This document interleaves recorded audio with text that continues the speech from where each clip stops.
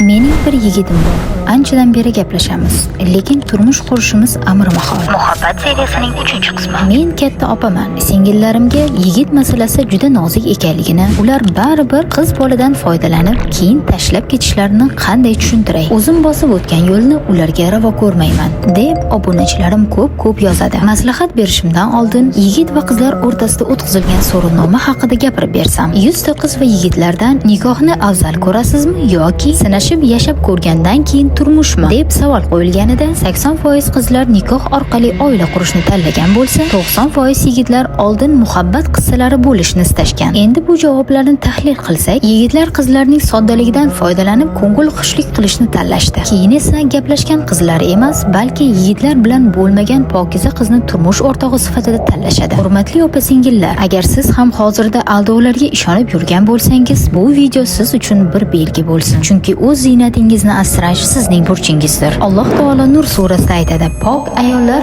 pok erkaklar uchundir." Mening bir yigitim bor.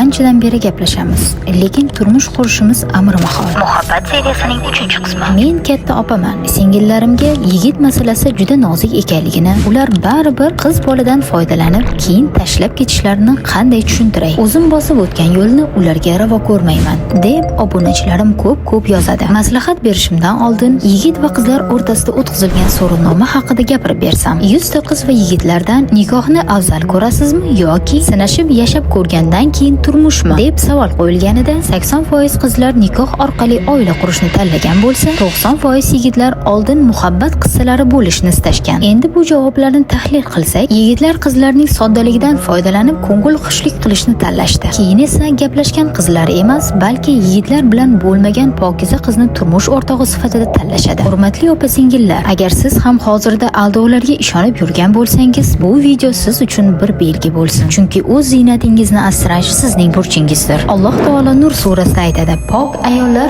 pok erkaklar uchundir."